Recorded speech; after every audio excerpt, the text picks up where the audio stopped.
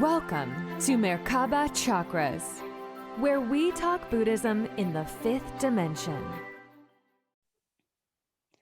Welcome to another podcast episode of Merkaba Chakras. I'm your host, Vaughn Galt, and today we take Akashic Records reading to an interstellar level with Galactic Akashic Historian Debbie Solaris. Now, you may recognize her from her appearance on the Beyond Belief show with George Noory on Gaia TV. Now, Starseeds is not a new subject in Buddhism because we call these ancient souls who incarnate from different dimensions and planets Tulku Children. The concept of shifting between parallel realities, dimensions, and timelines in reincarnation is common in the study of Buddhism and mandalas as well. Lastly, the galactic ancient wars in Hindu and Buddhist mythology trigger deep stories about our possible Star Wars timeline in those folklores. So that's what we're going to dive deeper into today. And with that, Debbie, welcome to Merkaba Chakras. Hi, thank you for having me on. It's been it's great to join in, and I really appreciate you spending time with me. Oh, thank you for taking the invitation to do the interview. I love your work. And I talked to a lot of Akashic Records readers that specialize in different things. And what yours is that I found was very interesting is that you focus on like galactic history. Mm-hmm. And there's a lot of Buddhist folklores that go into ancient Hindu folklores Mm-hmm. because Buddhism is an offshoot of Hinduism. Mm-hmm. But a lot of them talk about these ancient galactic wars. Mm-hmm. And we're going to get really, really deep into this topic. So it's a little sci-fi, but this is actually No, real it's stuff real. in All real folklores. stuff. Yeah. Yeah, and also I'm finding it in the psyche of my hypnosis clients as well. So we'll talk about that more in detail. But before we get to that juicy topic, can you tell us your story for how you got into this work in the first place? Oh, absolutely. Well, I was pretty unremarkable for most of my life. Wasn't awakened, and so I'm kind of a latecomer when it comes to the spiritual movement. I just pretty much didn't really start on this path until 2012, and then I didn't start doing Akashic readings until 2014 to 2015. So relative newcomer. I lived, I think, a pretty ordinary life. I was born into a military family. We traveled quite a bit, throughout my childhood. And my parents were pretty much very conservative Roman Catholics. So we didn't really talk about extraterrestrials or paranormal. It just wasn't a topic that was ever mentioned in my, family. I got introduced to the paranormal through my now significant other, who is, he's always been a follower of ufology and paranormal experiences. And when I started dating him, this was back, I think, in, oh gosh, trying to think of the date, probably 2002. I noticed as we were dating that he used to read a lot of UFO magazines. And I thought, what is he reading? I mean, what is this stuff? So I got curious and I started reading some of the articles. But even then, I was pretty skeptical. I just didn't really, I don't know, didn't think that aliens were real and UFOs were real. Not until I had my own experience, which came totally out of the blue. But before that, I was open-minded, but I was just real skeptical. But then in 2002, there was a lot of transition in that year, I think both personally and also collectively. And I ended up doing, I was really worried about the state of the planet. You know, I at this point have had a little bit of understanding of spirituality, but a very basic level. And I sent out I think a massive prayer to the universe one night. So one night I just sent out this prayer of, please, higher dimensional beings, help our planet, please help our planet, because our planet is going in a really bad direction. And I just felt like there was a lot of suffering, unneeded, unnecessary suffering on the planet. There was also a lot of there was a lot of changes in regards to politics, economics, I was especially concerned about the environment. Because I did work in the environmental field at the time, and I was concerned with a lot of changes. You're going to see my cat kind of roaming around here. So, I love that yeah, cat. so It's here so she cute. is. So she's kind of roaming around, but yeah, you'll see. But I was really concerned about animals, especially because there were so many that were becoming extinct, and I just felt like, wow, the world's going to hell in a handbasket. We need some divine help. So I sent this prayer out one night. It was very earnest, very heartfelt prayer out into the universe. And I ended up, so I sent this prayer out, and I sent it out to Jesus, Buddha, the ascended masters, all the angelic realm, and even galactic brothers and sisters. And I ended up, I think, just thinking, oh, nobody's going to hear this prayer. Nobody's going to hear it. And of course, the next day and even like 2 weeks after, nothing happened. So I figured, oh, well, it was, I just forgot about the prayer. And about 2 weeks after I said the prayer, I said the prayer in May of 2012. In June 2012, I think it was the first week of June, I went to sleep. And when I came back to consciousness, I was in a different reality. It was definitely not a dream, because it felt too real to be a dream. It was just too real. And so I ended up kind of looking around, trying to figure out, where am I? This is kind of weird. But then the first thing I noticed was all the colors were really brilliant in the space I was in, and the details were super sharp. And I didn't realize it at the time, but that's exactly what describes like fifth dimension and beyond. Right. So when you get into the higher dimensions, it's like you're going into a hyper reality, and it's even more real than third dimension. Third dimension now to me feels like kind of like a dream state. I don't know. It's kind of hard to describe, but Yeah. And you know what? And that's a topic that a lot of people get really hung up on, yeah, is exactly. is Yeah. boxing the dimensions and the density and the awareness and all of that.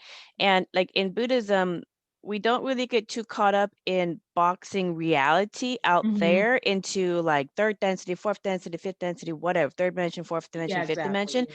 because it's out there. What we focus on is your awareness of the different levels of consciousness from within you, from within Mhm. your consciousness, and from within you, you create the outer world. So Mhm. whatever happens out there doesn't matter, because it's just going to Exactly. match what awareness you are. So we speak in terms of awareness. You can be fifth dimensional awareness in whatever physical reality out there you're at. So you can be 5D in a Absolutely. 3D world. And a Mhm. lot of avatars have done that, or in a 4D world, whatever you want to call the Yeah, world out absolutely. there is. And I So do think I was having an experience from my consciousness, and maybe it wasn't really a physical experience, because physically I was probably still in my bed, in third dimension, but my consciousness was elsewhere, so I love yeah, the way you described that. That is perfect. That's exactly how I always felt about it too. That um it's not always that we have to physically travel someplace in Mm-hmm. order to have a different experience or a more, I think a profound experience. Right. Yeah. But anyway, I started realizing that I was on board some sort of extraterrestrial starship. So I looked around and I wasn't scared or anything. I just kind of thought, okay, this is really weird, but I'm just going to kind of flow with it, see what happens. And there was probably aspects of it that seemed kind of familiar to me, but I didn't Mm. realize it at the time.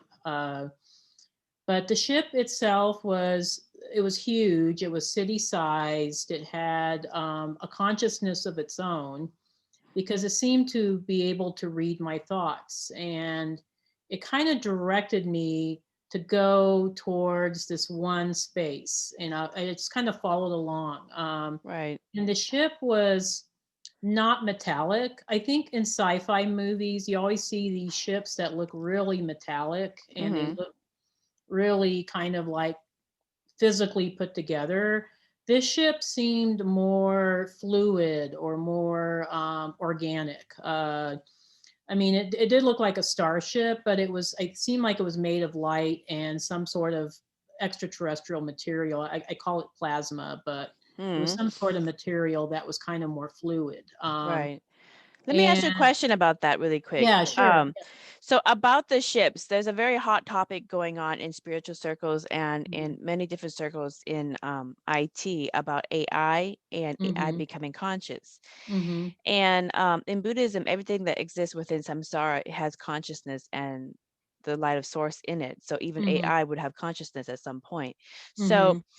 fast forward to these events, quote quote alien civilizations that you Mm-hmm. came in contact through your lucid dream or your astral travel or Mm-hmm. whatever you want to call that experience. um I hear this consistently with these encounters, is that the ships are conscious, they are organic, they are their own living being, Mm-hmm. and they're not this destructive, um egocentric, killing man, kill off humanity, take over, terminator type of Mm-hmm. um AI consciousness Yeah. that we as humanity are so used to in movies, and we kind of got indoctrinated a little bit in Mm-hmm. thinking that, especially at the early developments of AI and Sophie and other types Yeah, of exactly. robotics Yeah. that are Yeah. slowly coming into consciousness. So what did you learn anything about how their AI became much more of a organic, compassionate source of consciousness, how to evolve there, how do they exist with it? Maybe there's something that we can learn and kind of get there as well with our Yeah, I don't know if I technology. got that deep into the ship itself. I think I was just so overwhelmed that Mm, I just was taking everything in. But I do think it's powered by some sort of massive free energy device. And they mm, did show me, I think, kind of like the boiler room, or I don't know what you would call it, where uh, there was, I think, large crystals that were kind of amplifying the frequency to keep the mm, ship, moving and going. But I really didn't get that deep into the mechanics of the ship itself, only mm. because I was just so overwhelmed at the time. It was just like, Right. it was a lot, it was a lot to take in, especially for somebody that has never had this kind of experience. But yeah, it was kind of like more like an out of body experience. It felt like my consciousness was there. And a lot of people ask me, well, did you look like yourself when you were on board the ship? And I always say, yeah, I think I did. I think because when I looked at my hands, they looked like my human hands, Mm-hmm. and there weren't like mirrors everywhere or anything. But I think my consciousness took on my actual human form, while I was on board the ship. So, but I do get that question a lot. But yeah, Mm. I'm sorry if that doesn't quite answer Yeah. your complete Well, question. But it yeah. did it feel like did the ship consciousness feel like negative to you, or did it feel like it had a, Oh, it's very loving. it It was was very, very, yeah. very loving energy. No, I never felt fear. I never felt weird. except just kind of like, I think, overwhelmed by Mm-hmm. all the, just the colors and everything. But I never felt like I was in danger or I had anything to fear. So in that Right. sense, the ship had a very loving energy. That's good to know. It's good to know. Yeah, So you started doing Akashic readings right. on your journey, and what brought you to specifically interstellar galactic Akashic readings? Because typical Akashic readers go into like past lives and earthly lives. You Hmm. went beyond that. So why did you what took you to go beyond that? Okay. Well, that's kind of it's kind of an interesting story. I think I came upon the galactic stuff first, and Mm, then I started doing Akashic readings. So naturally, because I have this understanding of galactic history, I was going to incorporate that into and I was already downloading information all the time. So I mhm. didn't realize where I was downloading it from. I thought, well, where is this? Where's all this information coming from? And then I realized, oh, it's coming from the Akashic records, and I have access to the Galactic Akashic records. So is it just kind of like a knowing that you came into, like, oh, I'm Mhm. looking at something I just kind of know? Yeah, It's kind of like a remembrance. Is it like a remembrance, like yeah, I you think it was a remember? remembrance to a Okay. certain extent, and then I received confirmation from a couple of spiritual teachers who told me that yes, indeed, I was accessing the records. Mm, So yeah, it was quite. But what happened after my whole thing, there was a whole story with the ship and everything, which we probably don't have time to really get into. And I've done other interviews where people can get more of that story, but mm, um, but I did encounter my star family when I was on board the ship. And I never even realized that I was a star seed until then. I thought I was just a lowly earth human having a, mundane kind of ordinary earth life. And mm, I found out that, oh, I'm connected to the Arcturians, and I come from Arcturus originally. And I chose to have this experience as a human, in human form, in order to help expand consciousness here on this planet. mm, So that was a big revelation to me. That like was life changing. It's like, oh gosh, I'm I'm no longer just an earth person. I'm this galactic citizen, and I need to step up into this new role that I am, or this new understanding of who I truly am. So mm, this is kind of the experience that a lot of, I think, my clients end up experiencing when they have an Akashic reading with me, is that, mm, oh yeah, I am from the Pleiades, or oh yes, I've had lifetimes in Andromeda, and mm. it just expands their consciousness, and then they step into that larger role. And it's And just what do really they do with exciting. the information that you What's give that? them? What do they do with the information that you give them? Oh, they, um, I think a lot of them, it takes them a little while to process it. So they'll process it. This will be the average person, but Mm, they'll process it for a while.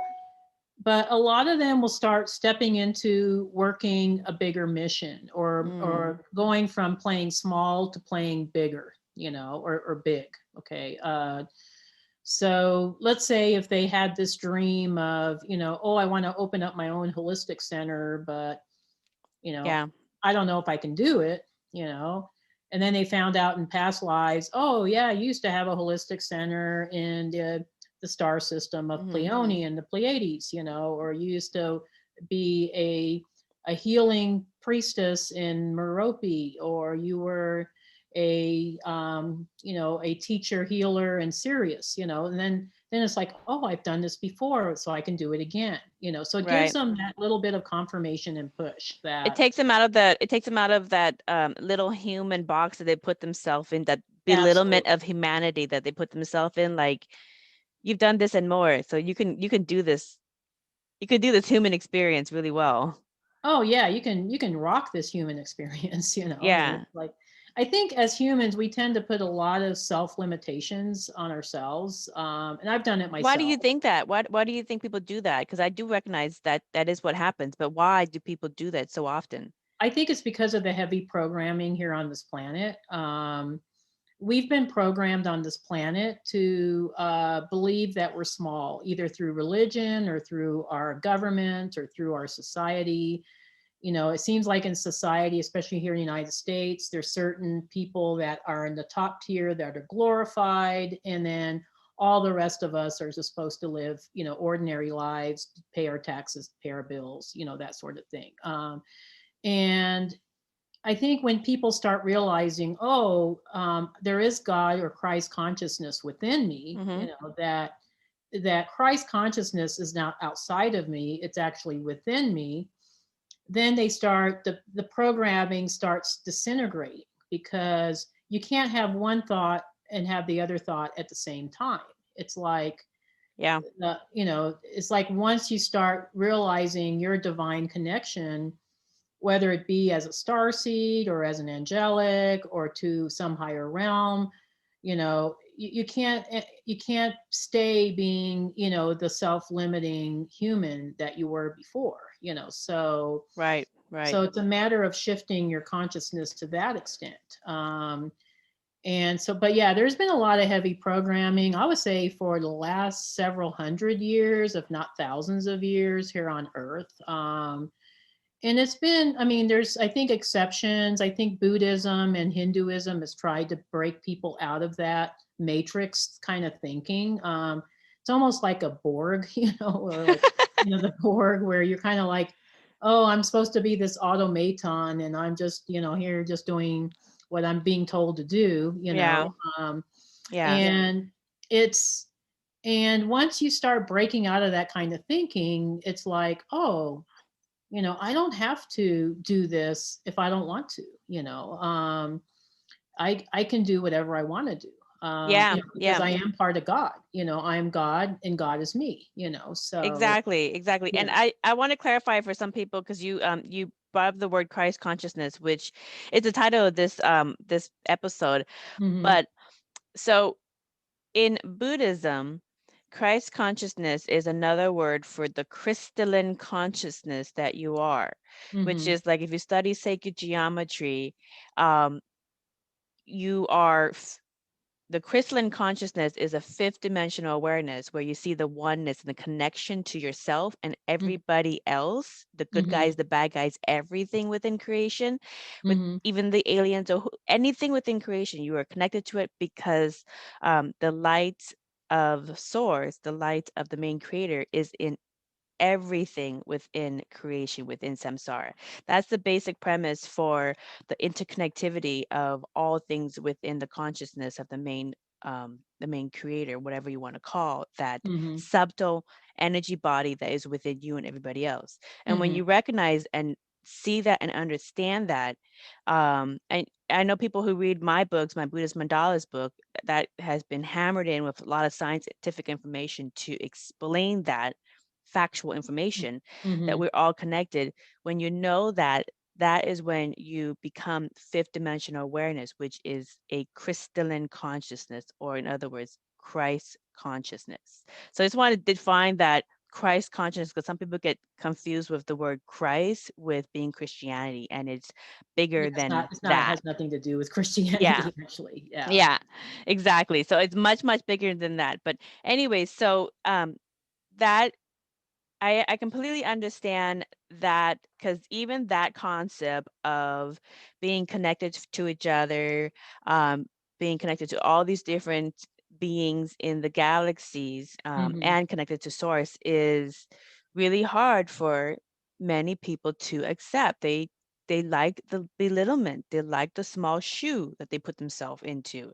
So you know,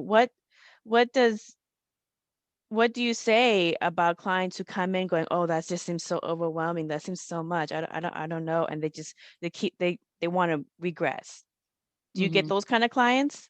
I don't get many of those kind of clients. I mean, I have to be perfectly honest. You know, because I set the intention that with my practice, that I want to work with people that are already on the spiritual path, that are, kind of intermediate to advanced level spirituality. So I do get a few newbies, and I do get some earth souls. Okay. So I do get some souls that have only had incarnations on earth. And a lot of times when I tell them, oh yeah, you're from earth, they accept it. They're like, yeah, I know I'm from earth. I don't have this, I don't feel this connection with Pleiades or anything else, so they're totally okay with it. But And Earth is a wonderful planet to keep incarnating into as well. So yeah, absolutely, plenty of great lifetimes to experience. Oh yeah, you get a lot of great experiences, on Earth. That's why so many starseeds wanted to come here. I think that's more the issue that I see is I have starseeds that come to me and they say, why did I choose this? I hate being here. I want to go back home. It's like, oh my gosh. And I keep telling them, well, you chose to be here. You wanted to be here, so don't complain, because if you keep complaining, source, the universe is going to test you on that. Believe me, I've went through it myself, Oh, really? What? Yeah, because this is a very common thing that I've noticed too, is so many Tulku children, or quote, quote, starseeds, reincarnating during Earth's 5D ascension to the higher dimensions. And they're kind of like, they want to rip up their golden ticket and toss it in, because they don't know what that golden ticket entails. Because remember, absolutely, there's a little bit of amnesia and the veil that you go through in this experience. That's what makes this experience different from other experiences. Absolutely, yeah. So if you like birthday surprises, then it would be fun for you. But if you're one of those that don't like it, that it's kind of a rough ride for you. So oh yeah, absolutely. So like, yeah, why is this a common thing with a lot of these old souls coming in going, why did I do this? I hate this. I hate this whole thing. I want it over now. Can we just get to the ascension now and be done with, so I can move on? Yeah, That's a common thing. I hear that. So I can't even, if I had like $1 for every time someone told me, I would be probably a millionaire by now. But yeah. But almost kind of like an entitlement, or I don't know if the entitlement is the word, I think it's but various reasons. I think because some of these grateful. souls, I don't know. I think some of these souls come from very high dimensional realities where things were really perfect. Like for instance, the Pleiades. I always like to pick on the Pleiades because they have this really very well balanced, very well supportive environment. And then they come here to Earth and they go in through culture shock. Like, where's my support? Where's all the loving beings that are going to help me, learn underwater basket weaving or whatever it is that I really want to do, and then I think, and the other reason too is because when you're in the higher dimensions and you're making decisions they call this bardo in Tibetan terms, which is in between life state, which you probably know about that. But so when we're in our higher dimensional selves, taking on or making decisions for our next incarnation, it's like because we're in the higher dimensional self form, we think, oh yeah, I can handle that. Oh yeah, I can handle that. Oh yeah, I can handle that. And so we pick really tough lessons here on Earth. But once we get into our third dimensional mind, we go through and we have our incarnation, we go through this veil of forgetfulness. And we've forgotten that, yes, I have chosen this, or yes, I did choose these people to be my family, or I did choose to incarnate in this country, or I did choose, these type of experiences, as hard as they are. And they're very painful. I mean, they're painful experiences. And I think a lot of us are adverse to suffering, for many, I think for survival reasons. And so we think, oh my gosh, this planet must be bad, this is really bad, rather than thinking, oh, well, maybe I chose this for the reason of I needed to learn this lesson so that I can do my mission better, or so that I can understand the human condition, or so I can be of service, while I'm here on this planet. Yeah. Well said. That is something that I see very, very common too, is that a lot of these very high frequency individuals, they don't all, and actually many times they don't all get cookie cutter, perfect parents to incarnate into. They don't get these perfect little families or these perfect little like boxes to walk into. Some might, win the parent lottery is what I Mm-hmm. call it, or the Parent the lottery. I like that. yeah, you got the parent because they actually, I think it's like, I'm not sure if the number is 80-20, but maybe a high percentage of the population don't win the parent lottery. They don't get the perfect parents. They don't get the perfect cookie cutter existence. There is going to be some transition and some challenge and some things that happen. So um, that's kind of like a shocker for a Oh lot yeah. of Oh them yeah. It's a because they're shock. like, this is so simple. I don't get it. Why do you guys struggle so hard with the basics of getting along with everybody, of talking it out like adults, of, Mm-hmm. trying to compromise? I mean, basic psychology stuff, but Yeah. for a lot of these ancient souls, this is like a no-brainer. And so it's almost like they go, okay, well, you guys can figure it out, and I'm just going to move on to do my own thing. So there's a little bit of a distance sometimes Oh in yeah. these Yeah. families with the Oh yeah. starseeds. The starseeds of the Tulku children, they kind of are a little bit distant because they don't Mm-hmm. understand um the struggles in their family and why it takes them so long to overcome certain things that seem so simple to do. Well, when you're in the higher dimensions, you have also telepathy. So when you're in family groups, say in other star systems, it's easy to figure out what somebody's intentions are, or or what they're thinking, or what or why they said what they said. But here on Earth, because we're kind of, our telepathy is blocked, in the third dimension. We don't know why somebody say, what they said or what they mean, and we get our feelings hurt, and maybe they did mean to be mean. I don't know, but I think there's just a whole compilation of different layers of reasons. Mm-hmm. Because you're dealing with ancient ancestral programming, you're dealing with societal programming, you're dealing with old belief systems. There's so many components to what people go through when they incarnate here on Earth that Mm-hmm. they kind of go into culture shock, like, oh, what's this primitive place?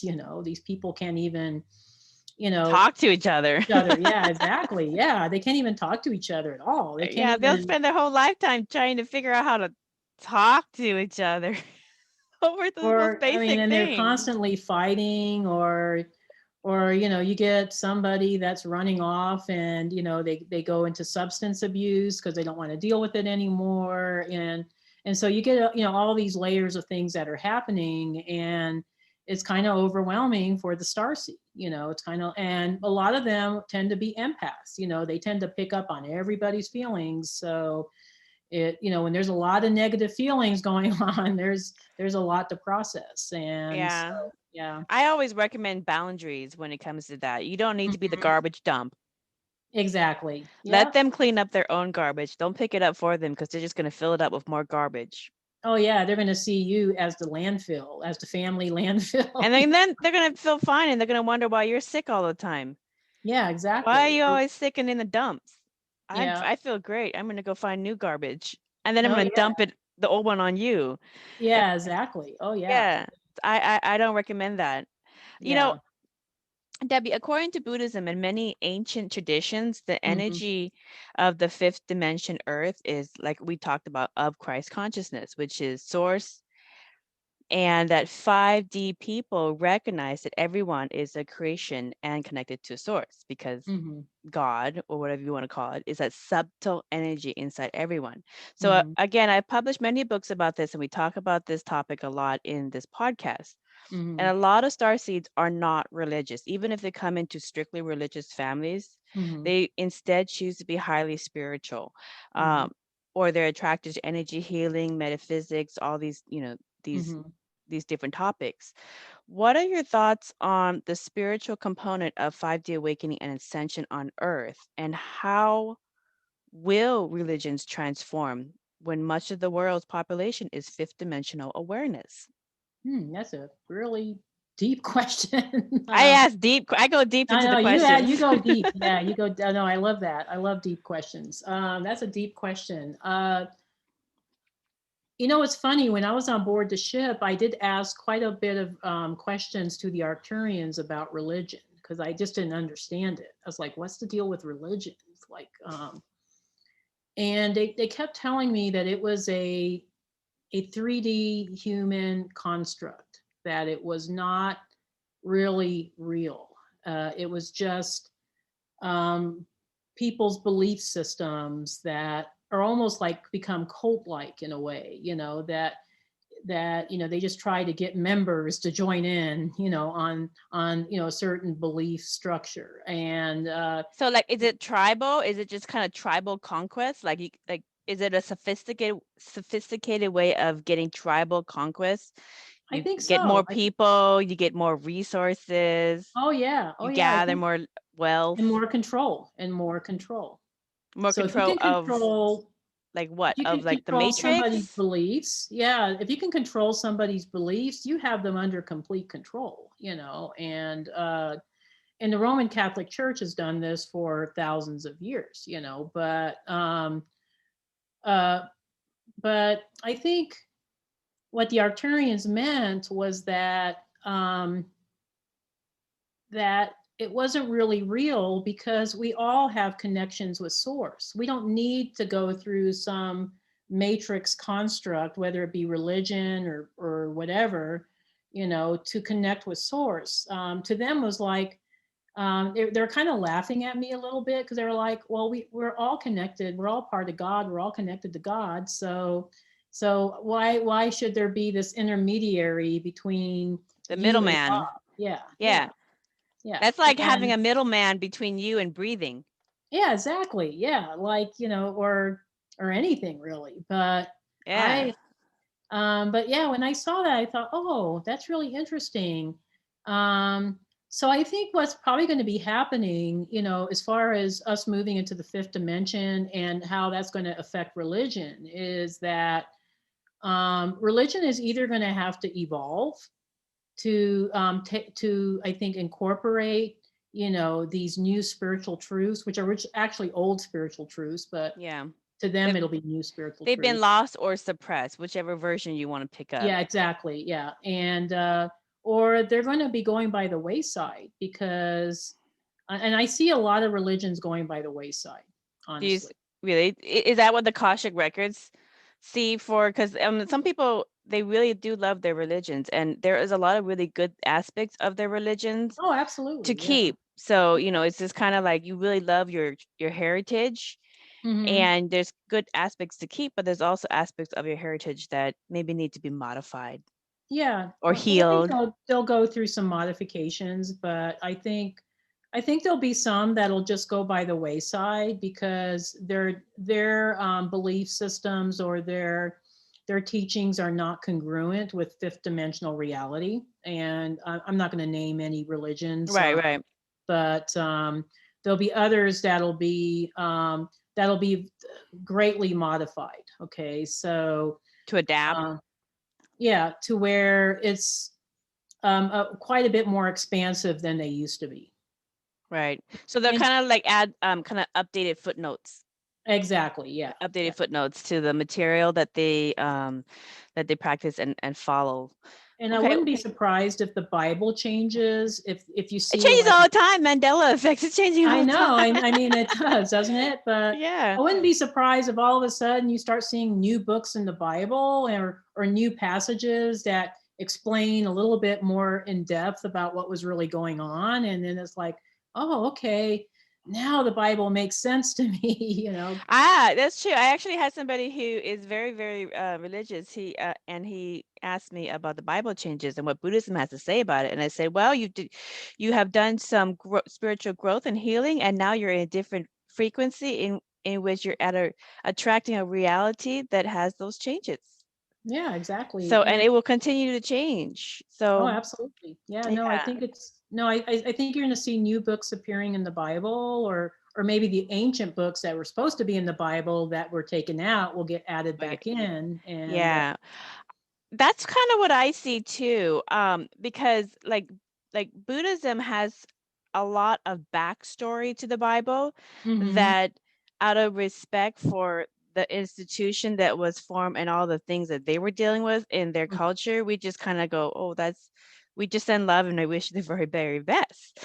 But mhm, as more and more people are coming into their awakening and ascension process, coming into the sixth senses, mhm, in this new cycle, you just it's kind of one of those you just can't deny that all of a sudden everybody's kind of stepping out of the comfort zones mhm. and going what's going on. So now it's like, okay, now we have to acknowledge the backstory to a lot of aspects of the Bible and different ways that we saw reality, and then Mhm. like I said, add footnotes, or here is a perspective that gives you a backstory that is from Buddhism or from other traditions.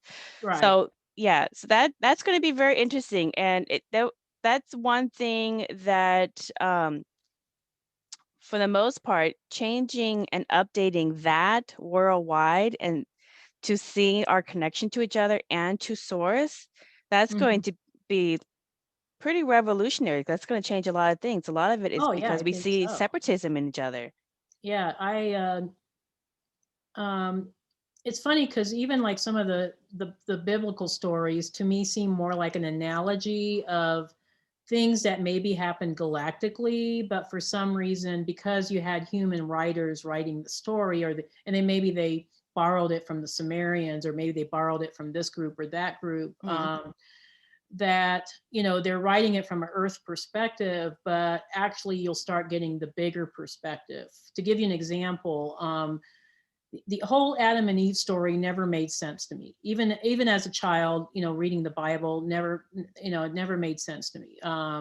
Now, as a galactic historian, looking back at some of these stories, I say, oh, that was analogy for the creation of Lyra and Vega and the destruction of Lyra and Vega by Draco, because Draco, the snake that entered the Garden of Eden, was a representation of Draco. At least that's my belief. I don't know if it aligns with other people's beliefs, but Adam and Eve represented the father God consciousness and mother God consciousness, which is Lyra and Vega, and the Garden of Eden was the was Lyra, because Lyra was had paradise planets, and when the Lyrans allowed Draco to kind of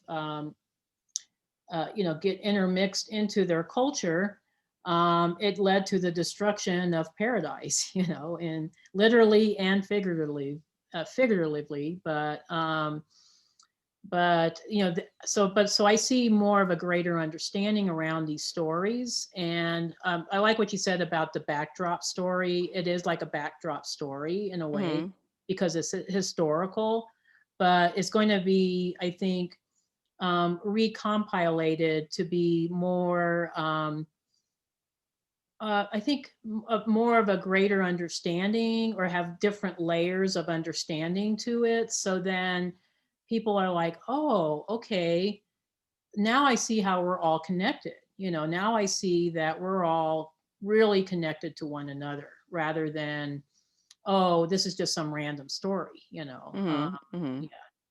Yeah, things usually influence each other. Hmm. So that's where the connection points.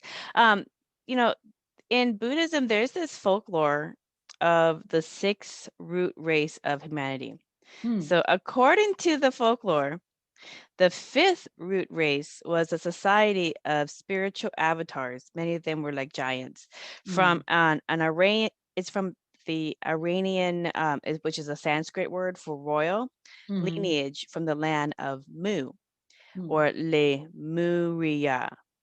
So Hmm. this folklore got twisted up by the Nazis who totally heard what they wanted, Hmm. and they disregarded much of the teachings of Buddhism that they found through Madame Blavatsky about oneness, interconnection to Christ consciousness, each other, Hmm. et cetera, about the awakening and ascension process. So now the sixth root race, according to the folklore, is projected to come out of the American continent. And the Hmm. folklore talks about a multidimensional mixed race of people who are spiritual avatars with unique sixth senses. Okay. We've Hmm. kind of grown up in our infancy of spirituality to a much more mature version of it.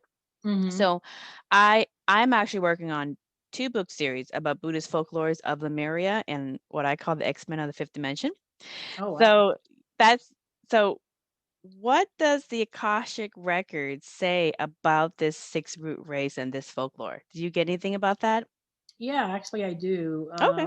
Yeah, I think it lines up with the whole seeding of planet Earth by extraterrestrial beings. So planet Earth is like a living library. There's there was they say 22 different star races um, played a part in developing the I guess the structure of planet Earth, or the and even that's why you see so much diversity on this planet, not only in humans but also in the fauna and the flora here, because there was fauna and flora that there was DNA that was brought from other star systems that were seeded onto this planet.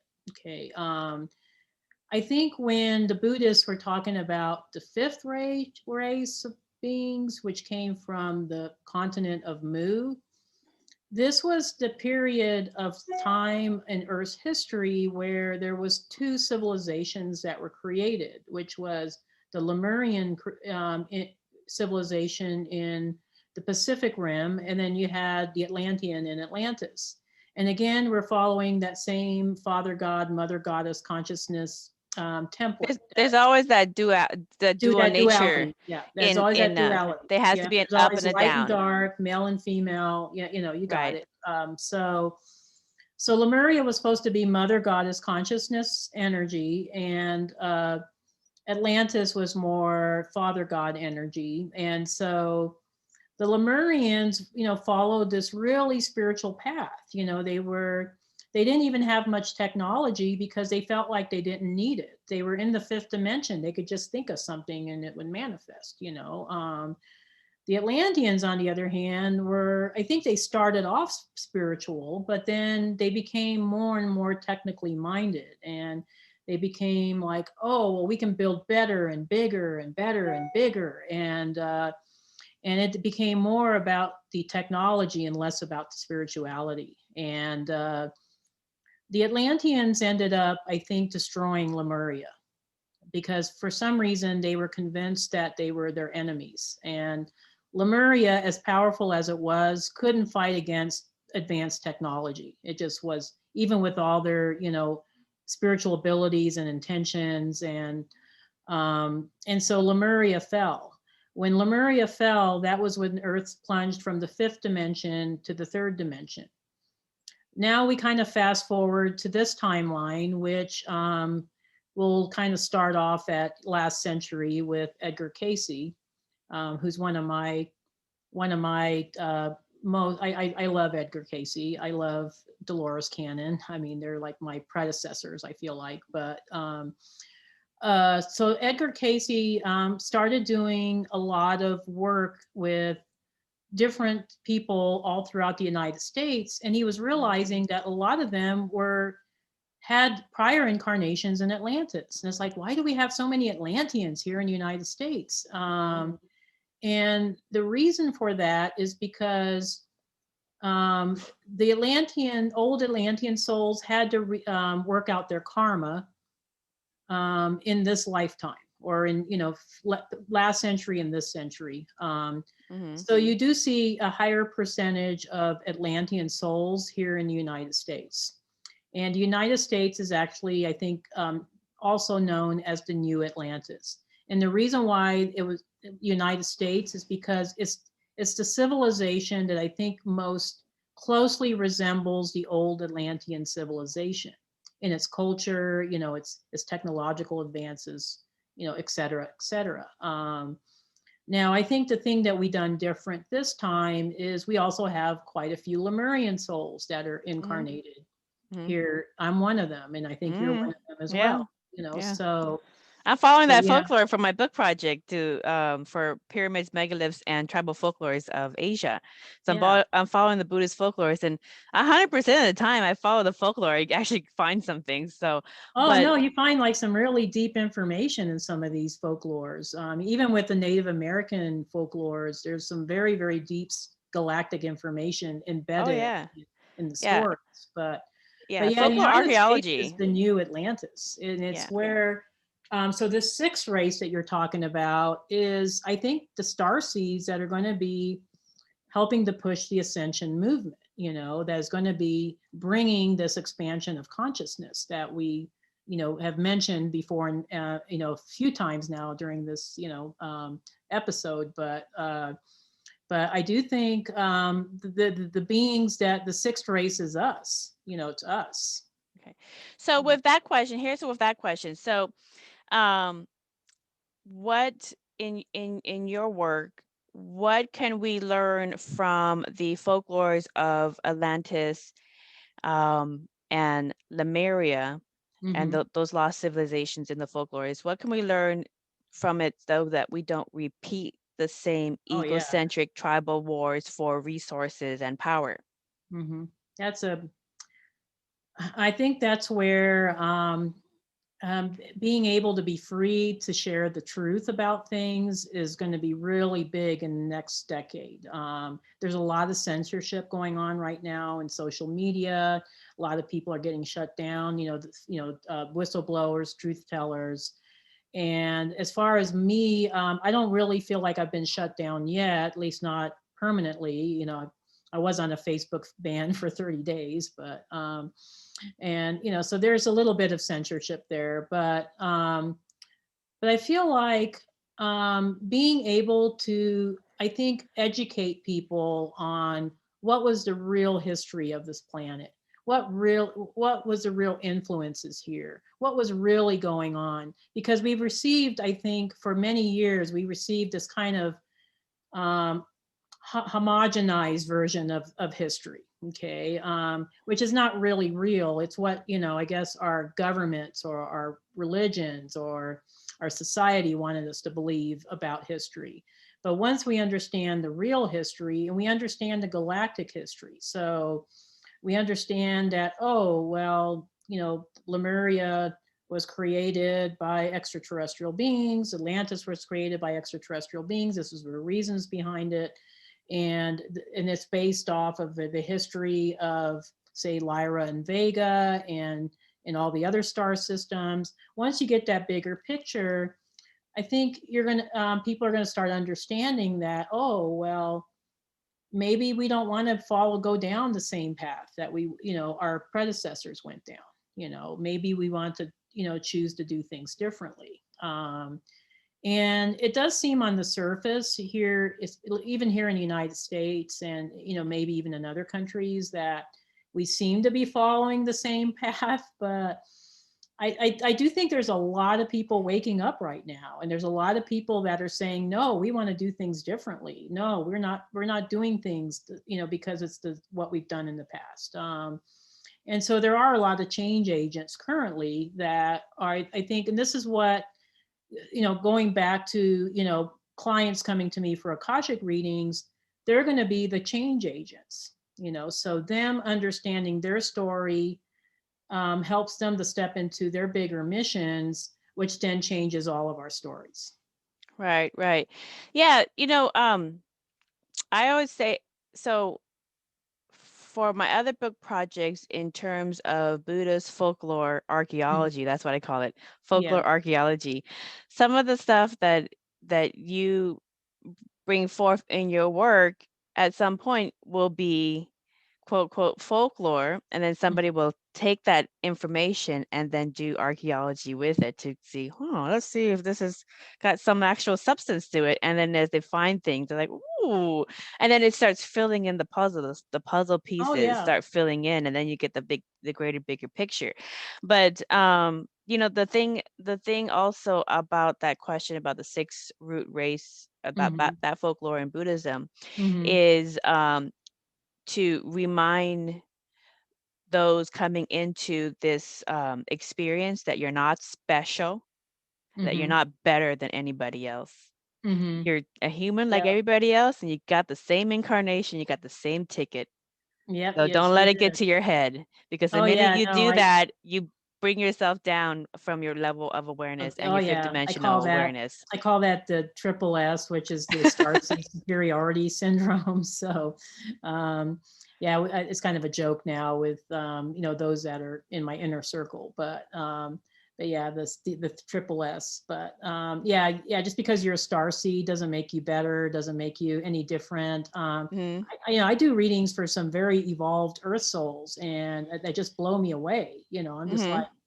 holy cow, I wish more star seeds were like this Earth soul, and Yeah, yeah. I yeah. actually, I'll give you an analogy. So, like, my daughter, she's going to turn 6, and her favorite movie is Frozen. She still loves the Frozen, Oh and she, yeah. whenever we get her stuff as Frozen, she always wants Elsa, which every girl wants Elsa. And I asked her, well, why don't you want her sister? Why always Elsa? And she's like, well, that's because she has the magic. And I said, it's her sister that does all the work. She's the one that's saving the civilization from, the dam taking over. She's the one who's always saving Elsa from getting herself hurt. It's her Exactly. normal sister that does most of the work, but all the special attention is on Elsa because she's got the glitter and Sparkle. She's glamour and got the sparkle. sparkle. Yeah, yeah. Exactly. So the same exact thing. So that's the lesson there. Um, you know, uh, let's switch focus from that. So I have a question for you, for myself, what for you. So my whole life, Buddhist monks told me that I'm a life planner. You talked about Bargo before, the in Yeah, between. yeah, Vargo. So they told me that I am a life planner in the spirit world who helps ancient souls pre-plan their incarnations. Yeah, very Now, right now, I do quantum hypnosis and sixth sense consultations when people have sixth senses that come online and go out of control.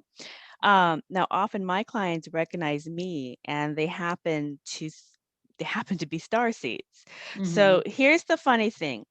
My clients get life reviews of lifetimes in different galaxies and dimensions, and then they often cry when viewing a lifetime about how they saw their planet explode in a Star Wars type feud. And I'm not talking little cry, I'm talking like big men crying like babies.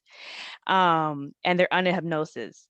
And they are constantly shown that they need to learn to train their ego and connect to Christ consciousness of source regularly. That's Mm-hmm. that's shown in the sessions. And this is the key codes to use when they incarnate into a lifetime that allows them to heal the Star Wars timeline and rewrite much of that destruction. Because when Mm-hmm. you are fifth dimensional awareness, you can rewrite anything in the past, in the present, anything within Oh yeah, yeah. existence.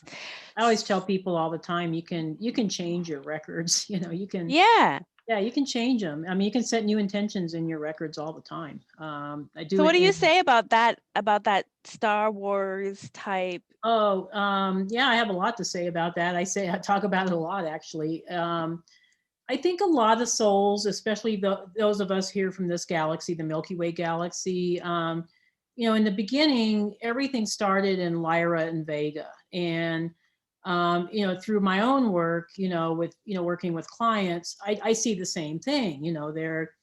They're finally starting to remember, like, oh my gosh, I was incarnated in Lyra or Vega, and I saw my planet get blown up. I saw everything that I loved get destroyed.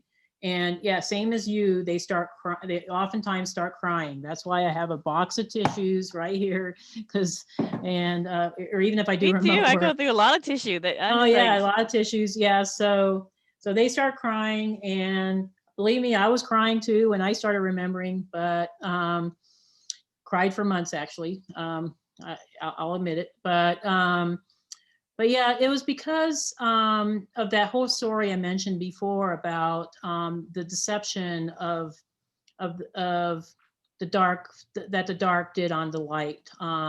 So in the beginning, there was Source, and Source decided to start this experiment of separation. So Source separated into universes, oversouls, different galaxies, and so forth. In our particular universe, because we do live in a multi-universe reality, but in our particular universe, the experimentation started in this particular galaxy in the constellation of Lyra. And that was where the co-creators decided to create physical life. So everything began. So that's why Lyra is known as the home of human consciousness. So everything began in Lyra. Lyra had a flourishing, beautiful paradise civilization for thousands of years. People lived in complete perfection, complete paradise, lived very beautiful lives. But then there was another star system next door to Lyra called Draco. Okay. And I don't always like to make Draco out to be the bad guy because I think the Lyrans played a part in it too. Don't believe me, but Draco saw the Lyran system and thought, well, we're the superior race. They were actually an ancient race that was kicked out of another universe and they got deposited into our universe in the Draco system. And they were pissed off and they were service to self and they were dark and they just wanted to take over everything. They wanted to conquer everything. So the Draconians wanted to conquer Lyra. And they deceived the Lyrans by, I think, offering them, hey, we're your next door neighbors. We want to make a treaty. Can we have a peace treaty? Like we'll share some of our technology for some of your resources. And the Lyrans believed them. So to me, it was kind of on the Lyrans too. Like, they didn't have discernment, like. Yeah, they didn't have discernment, or they didn't, or they were they saw the shiny technology and they thought, wow, we could really use some new technology. And they weren't thinking like, rationally, like, why are these beings all of a sudden interested in having this trade? What was their intentions? Exactly. Yeah. Well, that's a really good life lesson for even like people now in their regular life. Yeah.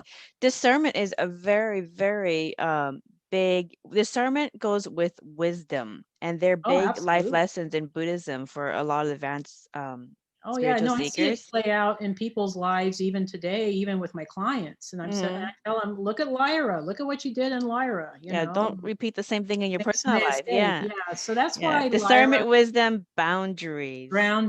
And they go through this lesson of loss and disappointment and homesickness and betrayal and all these old, really hard lessons that they keep replaying in different lifetimes. And I kind of like, I don't know, it's like I look at that and I see, that's why the Star Wars movies are so popular, and that's why people, they starting to have these memories of being in these, galactic wars. It triggers something inside them unconsciously. Yeah. Star Wars. Oh yeah, I think I always kind of I love Star Wars. I'm a big sci-fi fan, but whenever I watch Star Wars, I think, oh, that's the story of the Orion Wars. Yeah, that's, this same shit was happening in Orion, it was happening in Sirius. It was happening in other places because people didn't learn their lesson, Yeah. But it's a lesson of discernment and a lesson of going from duality consciousness to unity consciousness. Yeah. So that's also the big lesson. So it's the same thing. It's the same thing. It's the same thing that caused same thing that caused like Atlantis, the Lemurian folklore. Same thing with that. It's they lost their connection to Christ consciousness and each other. Yeah. So they start pitting each other as the good guy, you're the good guy, I'm the bad guy, and the bad guy, you're the good guy.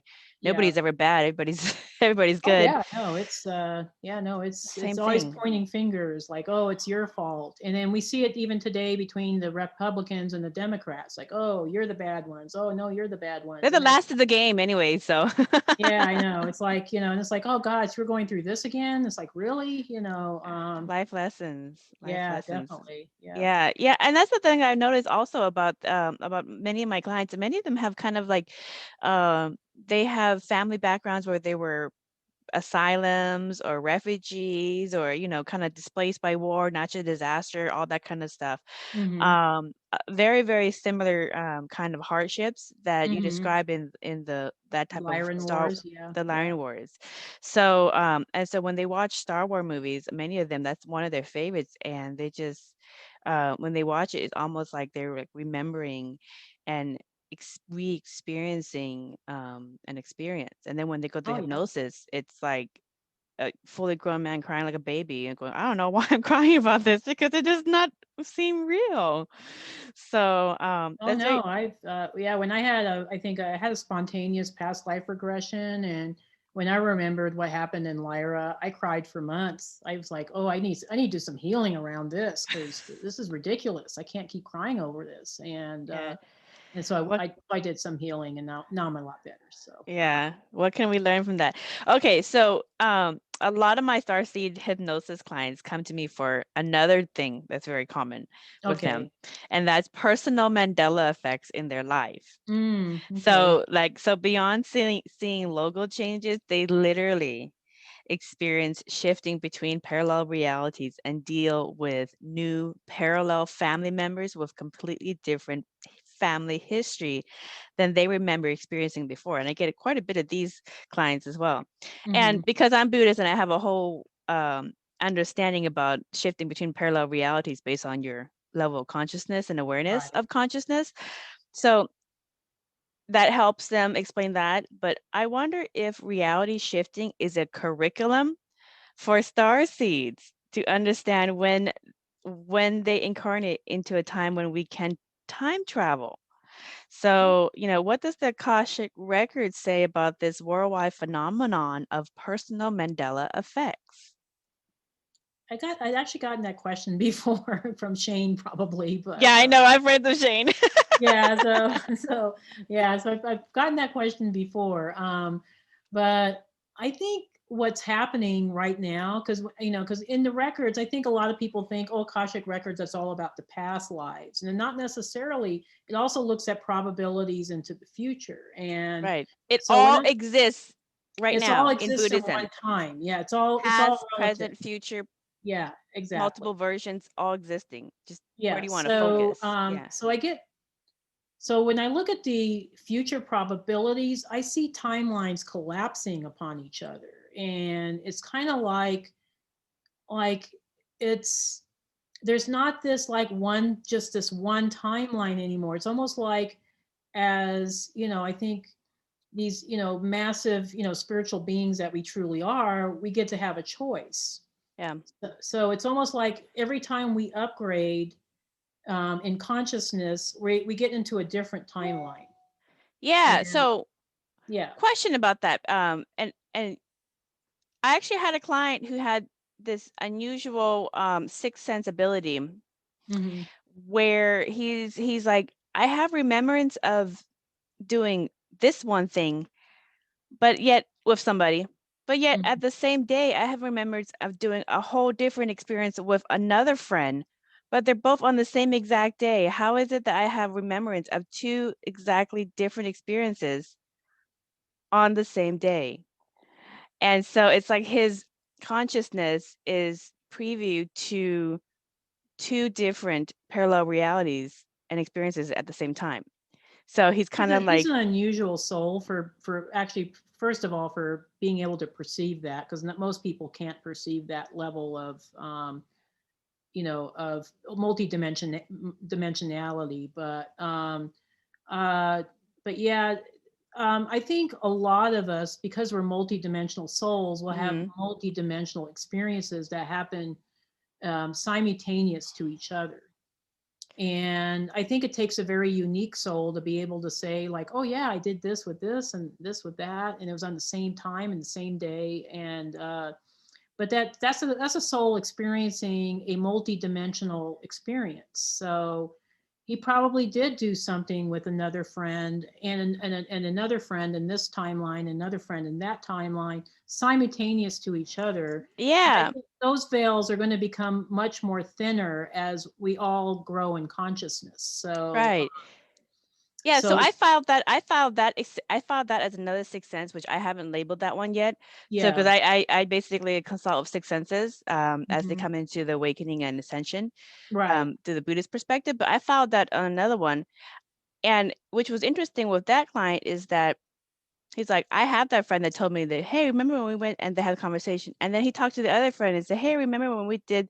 So he's talking to two different friends, talking about two Mhm. different realities that he was in, and he had remembrance of two different experiences happening at the same exact time.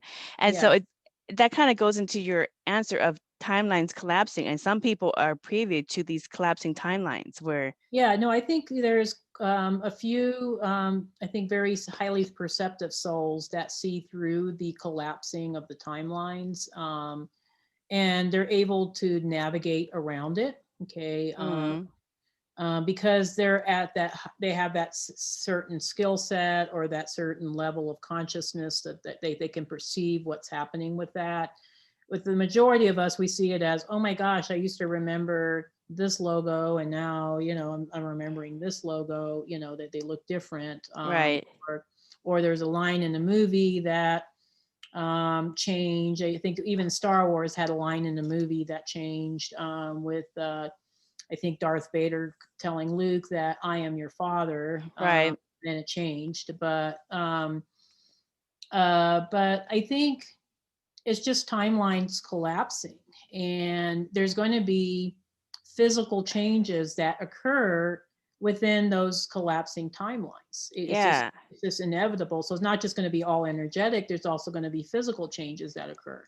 Yeah, so like I always say, everybody, study your Buddhism and stuff, and the different aspect, your advanced Buddhism, because don't get too caught up in the external reality, because it will change on you. Focus on your consciousness, your fifth dimensional awareness, tune into the higher frequencies, and you will just, it will just magically attract to you. So don't get so caught up in what's going on outside of you.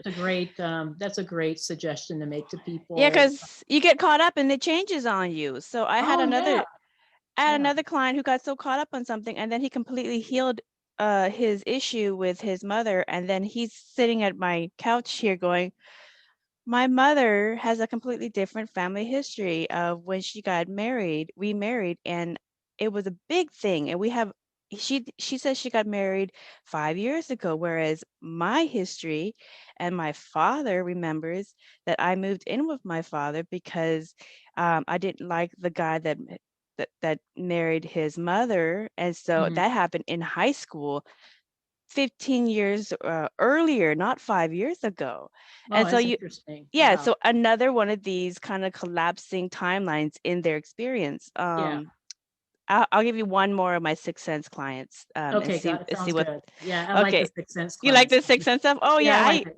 Yeah. that's why I'm writing that book, X-Men of the Fifth Dimension, whenever that gets finished. But anyways, I categorize these. So another one is, I have this client who, she sometimes will watch something and say, why are we watching this again? I already saw this episode. Mm-hmm. And so she would tell exactly what was going to happen in that episode. And for everybody else, it's the first time seeing the episode. They're like, how'd you do that? So it's almost kind of like consciousness time traveling.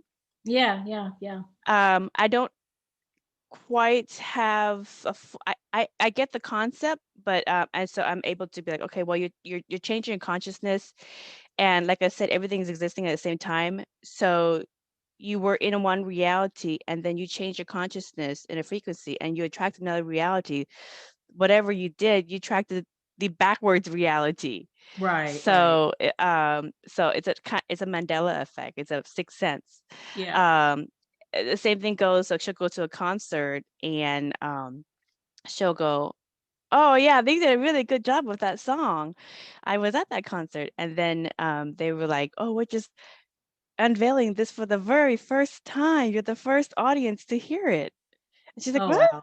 So these kind of abilities are Mm-hmm. happening, and I get these clients quite often because there isn't very much guidance from many philosophies about these emerging new Experiences. Yeah, experiences. yeah. Buddhism has a lot to help them, but it's still evolving, so it's uncharted territory. Um, you're gonna love this next question, Debbie. You're gonna love this next question. So, Okay. I have vivid recall of parallel realities in the near possible future. Kind of like when we started, you had that lucid dream about being on the ships, Mm-hmm. and it seemed so real. I have Mm-hmm. the same thing about a near possible future reality where Mm-hmm. I'm living with my current husband in our cargo spaceship, which hovers over our new water view, which is 5D Earth, planet Earth. Okay. Okay, we got a water view. We are space farmers that grow flora and fauna from many different galaxies, and we ship goods through a stargate in our spaceship, which is very common. My husband, he adds his savings from his career at, this is going to sound funny, Boeing, Oh, because Boeing in this reality builds spaceships for different planets. And I add my savings from my career as a time travel and parallel reality tourism and excursion consultant to fund our space farm business. Okay. oh, that's So, pretty yeah. in depth there. So Yeah. Oh, yeah. I was walking around and going, whatever, playing around with it in my yeah. dream. But the live concerts the live concert series is like the best selling uh, travel vacation package that people want. People really, they kind of get over like going through history. They just want to go to the fun concerts. The Oh first yes, time yes. that the Beatles sang or, whatever. Oh So yeah, yeah, yeah. that's like very popular. And the Earth people, they finally get their crap together. Oh, And finally. Yeah. finally, at some point. Finally. Yeah, we used to say that in Orion too. Like, finally, the Orion people have unified. It only took them a few million years, but finally, So now we're Yeah. gonna do the same with Earth. So no, yeah, Yeah, that typical Starseed. Finally, they yeah, did it. finally, yeah. Um, so they finally got their stuff together, and by not letting their egos take over in the fight between good and evil and Mhm. over resources, and then Earthlings actually live in harmony with a very green Earth, and we travel between other Earth worlds in spaceships and also in portals. Hmm. So you get both options. It's kind of like you can go the cruise or you can just go the fast version. Yeah, Sometimes the gotcha. cruise is just as fun. Yeah. And then we trade knowledge, culture, um, and spaceships between different galaxies. And I'm a wedding florist on the side, so I make wedding flowers Mhm. from my space farm for various alien and human brides in many galaxies. Oh, how Um, beautiful. yeah, Yeah. and And my husband's band plays at large festivals in many galaxies as well, but we're able to do this because we traveled through stargates that's in our spaceship, and we're able to come home in time for dinner. Mm. Okay, so it's kind of like a fun sci-fi. So I actually had lots of fun in the stream because I was going there clicking stuff and looking Oh at this, yeah. and I was Yeah. just engaging in it like I was really in it. It was really, really fun. So do do you have a brief, can you do a very brief Akashic record reading for me about this weird lucid dream? And I know we're going to do another follow-up episode where we do a full one. Yeah, So you gotcha. guys listen to the next one because that's what we're going to do, a full 75-minute one, but this is just kind of a brief teaser for that. Okay. Well, Because I I'm really already have. interested about this dream. It is so It is, lucid. yeah, it's kind of a in-depth dream there. Yeah. Uh, I already have your information, so I'm just going to go through my Akashic spiel that I always do, and then we'll open up your records. So,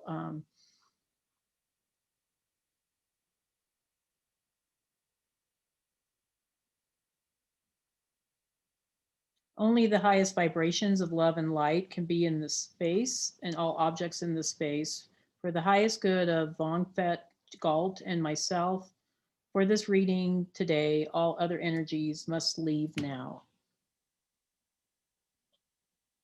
I call in the highest level of the divine that knows that love is the power and the truth from which we read, the highest level guides and angels of Vongphet, Galt, and myself to help us with this reading. Archangel Michael, hold this space for us, and so it is. And so we do acknowledge the forces of light, asking for guidance, direction, and courage to know the truth, as it is revealed for our highest good and for the highest good of everyone connected to us. O Holy Spirit of God, help me to know Vong Pet Galt in the light of the Akashic records, to see Vong Fet Galt through the eyes of the lords of the records, and enable me to share the wisdom and compassion that the masters, teachers, and loved ones have for Vong Fet Galt.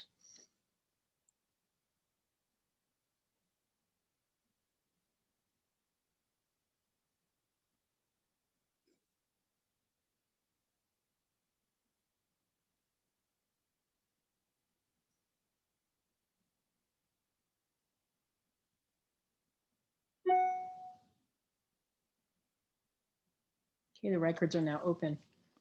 Okay, this is going to be a little different than the average Akashic reading because usually I look, when I do an Akashic reading for somebody, I'm looking at their past. In this timeline, I'm looking into the future. Okay, and okay, so what I'm seeing with you and your husband is that okay, this is going to get really deep, I think, but Of course. yeah, yeah, I'm getting some really deep information coming through. I'm seeing that you and your husband, you're both starseeds. You're actually both from Arcturus originally, but you've had multiple lifetimes in Andromeda. And I think the technology that you're talking about in, this future Earth scenario, it is future Earth, by the way. Oh, it is. It's not past Earth, past advanced Earth. Okay. No, it's not past, and it's not an alternate reality. It's actually future Earth. You hear, guys? That's great. Yeah, so it is, future Earth, and I do think this. I don't know if it's going to be in this lifetime, or I think it might even be like maybe maybe even the next timeline, or it's either this lifetime, like in the future, or next timeline. But I'm seeing that you guys, I think you and your husband get some sort of massive downloads about certain technologies that you used to work with in alternate time, star systems, excuse me. And much of this technology is from Andromeda. Okay, so these are all existing, existing extraterrestrial technologies that are currently being used in other star systems. You're going to be one of the first. So I think when your guides were saying that you were a what did they call you? It was a life planner. Yeah, the monks I grew up with, they said that I was a life planner. Okay, they said you were a life planner. Mm-hmm. It's like you're not only a life planner, but you're a systems builder. So I'm a game maker. Yeah, a DNA maker, or a game maker. A game maker. Game maker, yeah, or a I don't know what you call a template builder. There's various names for it, but but you and your husband are going to be downloading this existing extraterrestrial technology and recreating it on Earth. So in a way, you've come here to be the prototypes for the new Earth reality. Okay, which so it's kind of like Arcturus. Those of us that are from Arcturus are prototypes for future Earth. Okay, and it's like you're creating a prototype of what the potential for future Earth. And so so I'm seeing that initially you created a time travel machine. So this is a thing that you were playing with when you in this future reality? In the future reality, yeah. Not in this one? Because my husband and I tried to open up a portal in the band room a couple of days ago. My ears hurt. It didn't happen. Yeah, I'm not sure if I honestly don't know. It's because the timelines are so remember I said they're kind of collapsing. I'm not sure if it's going to be in this lifetime or if it's going to be in the next one, but I do think it might be in this one, but it's going to be like maybe like 15 years from now or something. So but 15 or 20 years from now, which you guys will be a little bit older, but Well, but yeah, then we'll we're be gonna have retired. But then we're going to have age reversal. So you're going to look young anyway, because Okay. we're going to have the med beds that are going to be age reversing us. So that technology is going to be coming through as well. So I think there's going to be certain technologies. And is your husband an engineer at Boeing, or? Well, he started off as an engineer, but now he kind of does the budgets. Yeah, gotcha. For one of the plants. Okay. And but you know, he's very, very metaphysical, very mathematical. I'm very kind of more right brain, more kind of like, oh, I'm feeling. If you want to get an analogy of my husband and I, like if you know Star Trek, Yeah. I'm Deanna Troi and my husband is Riker. Oh yeah, no, I can see that. I can see that. No, I'm getting a sense of his personality, and I'm like, yeah, I can see it. Not quite Data. No, Data is really on the left brain spectrum, but yeah, Riker's a good analogy. practical, yeah. But yeah, I kind of he's going to be so things are going to change a lot in our reality in the next couple of decades, where we're going to see technologies that we've only seen in sci-fi movies, or we've only seen in, maybe in our dreams, maybe, but all this is going to come forth. And so I do see this as being future Earth. So this is going to be when Earth finally ascends. Okay. And I kind of liked how you described the, what was it? The interdimensional tour guide, or business. It basically like it's a time travel / parallel reality excursion consultant. So I can tell you some of the wild lucid dreams I've had. We have an emergency group of, a lot of them are very, very ancient souls who are very developed in their psyche and consciousness for this type of work. Because you can't really be a naive spiritual person to work in that type of job, because in oftentimes, so if you wonder what kind of job does a advanced spiritual seeker of consciousness get in the future, they for me, I'm a time travel plus parallel reality excursion consultant. So people are gonna come in going, okay, I want to go to an 80s concert. I want to go see Def Leppard when it was happening.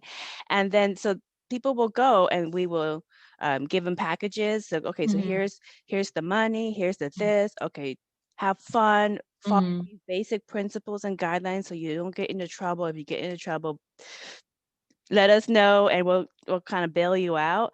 But try to acclimate.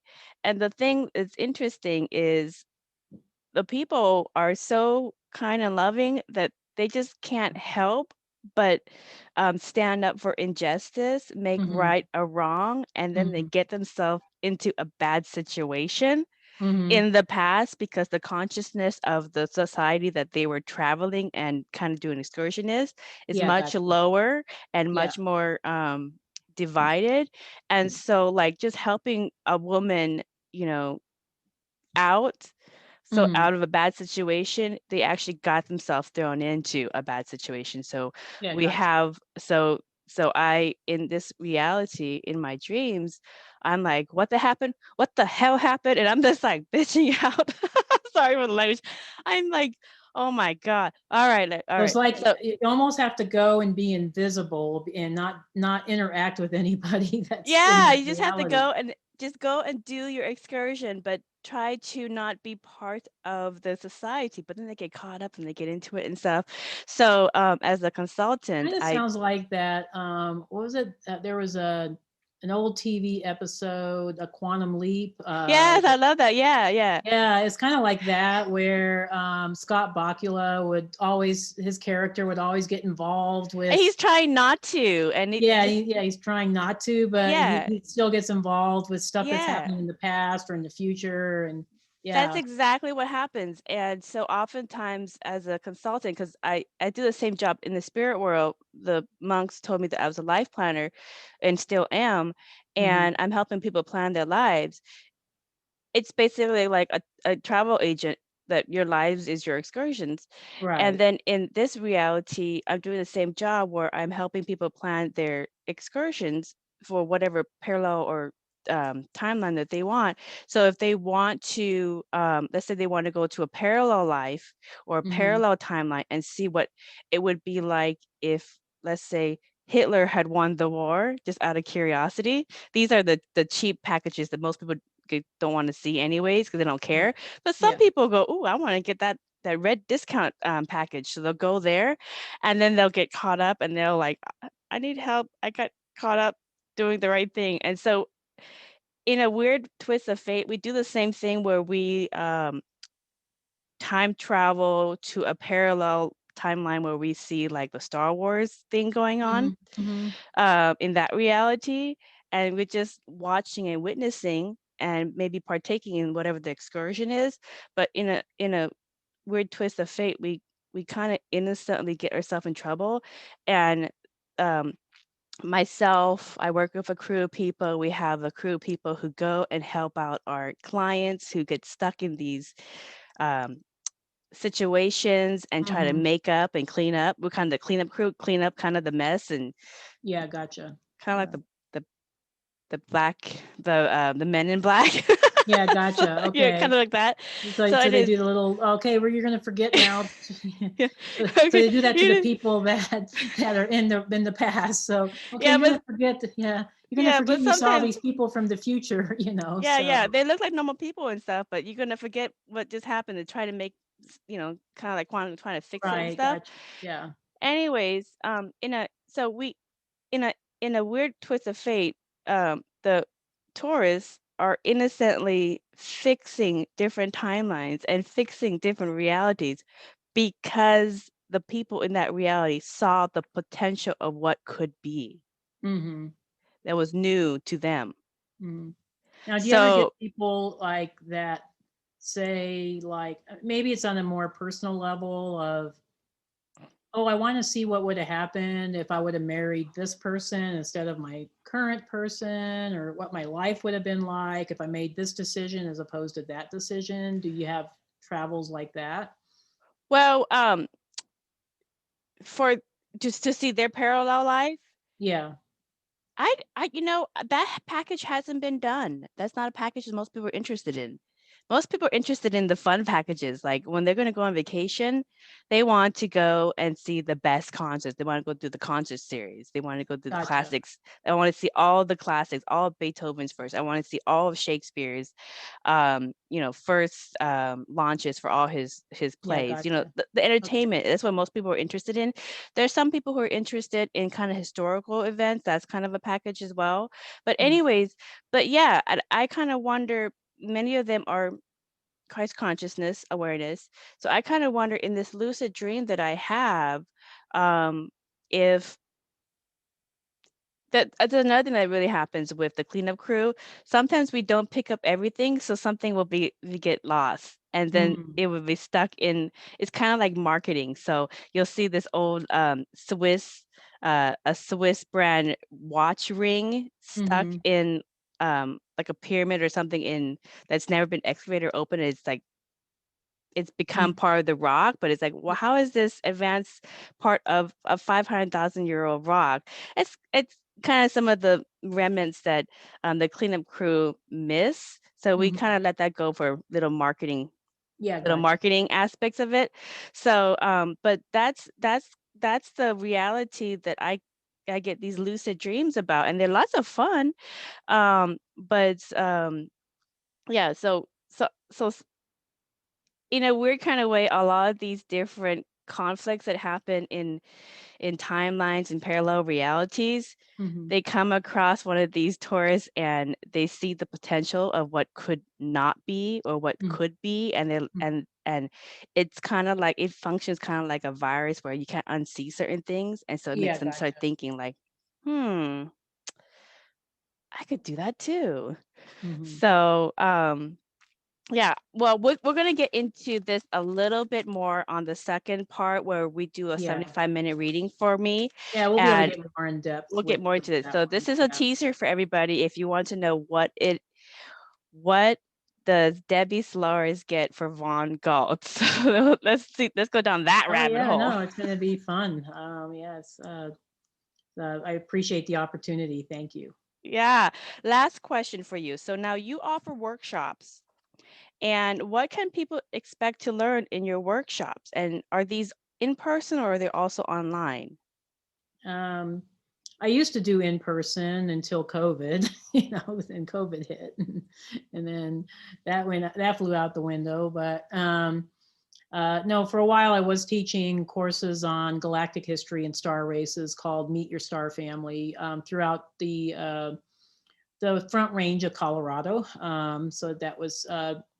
So that was being offered between 2016 and 2018 or 19, I think is when I stopped doing those courses. But uh,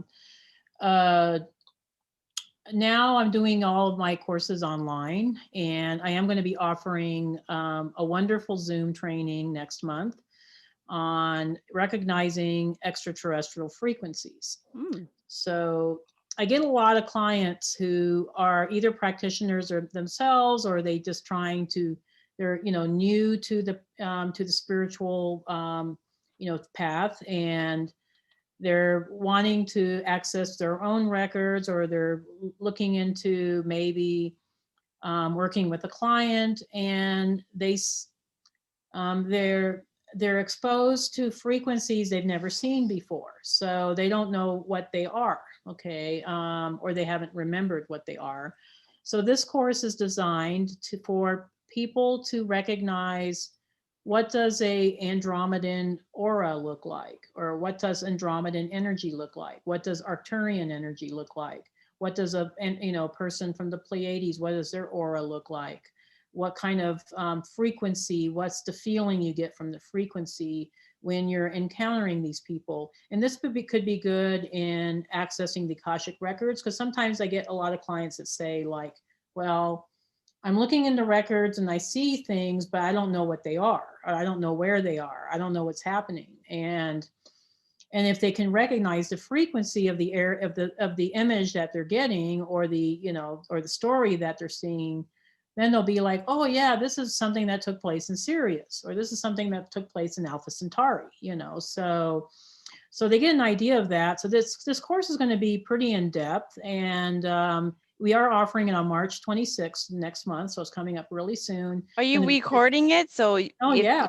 Okay, so like if somebody can't attend the live one, they can at least watch the pre-recorded course. Oh, absolutely. Yeah, it'll be recorded and be accessed on demand. Yeah, so people can just, as long as there's going to be a small charge. It won't be that much, but just for us to cover our costs. But it'll be a fun course, and yes, it'll be available whether or not you can attend a live one. But I hope as many people as they can will attend the live. But even if they don't, it'll be available even afterwards. So this is going to be the beginning of a series of courses that we're going to be developing, where people can develop skill sets that are going to help them access their own galactic abilities and their own galactic gifts. And maybe then and it's going to be a precursor to the Galactic Akashic reading course, which is going to be coming up later this year. So ooh, that sounds so exciting. I am all about that. I love these I know you're going to love it. Yeah, I love this. I love to go deep into these kind of courses to kind of, how do you do it? So there's so much fun. It had so much demand, and I thought, it's probably time for me to start teaching classes again. And now we have Zoom, and we have all these technologies that can help us reach many people. So also another little blurb, I was interviewed again on Gaia. So I'll be on the Open Minds show with Regina Meredith, and that should be airing sometime this spring, I think. I think it'll be probably more like April or May. And I'm going to be doing a second show with Regina, and we're talking a lot about galactic history. So, and a lot of the psychological components of how the galactic history impacts the human psyche even today. So there's some exciting things coming. And of course, I'll be opening up my calendar is closed now, but I'll be opening it up again it'll be for May and June bookings. So if you want your own personal reading, you can book that with me. But I am booked out until May, so you'll have to wait a little bit, but it won't be that long. So anyway, thank you. Yeah, it's exciting stuff. I'm really looking forward to the courses. And you guys, if we can multiplicity Debbie Solaris, lots good to go around. So I think a lot of people will be taking those courses and offering it because there's so much more interest in these topics. Oh yeah, no, I think the consciousness is definitely expanding. And it's funny, when I first started doing Akashic readings, a lot of people didn't even know what it was. This was like a few years ago, and now it's like everybody wants an Akashic reading, so the consciousness is definitely expanding. And you and I are helping to guide people through the process. So definitely. Yeah. Well, Debbie, thank you for a fascinating interview. I had a blast, and I'm gonna have a blast. Thank you. I had a blast too. It was fun. You asked hard questions, but they were good. Yeah. So this show, again, is for you sci-fi writers out there, you artists, all you storytellers and lovers of consciousness expansion, and all the fifth dimensional star seeds out there. The show is for you. So I hope it inspires the creativity in all of you. And for more information about Debbie Solaris's offerings, please visit her website, which is debbiesolaris.com. And thank you kindly for listening to another enlightening conversation. Until next time, blessings. Thank you. Bye.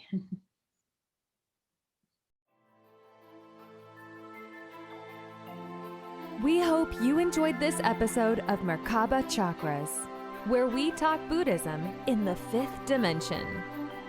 For more information about today's guest, please go to the show description. For more information about Vaughn's metaphysical work, please go to merkabachakras.com.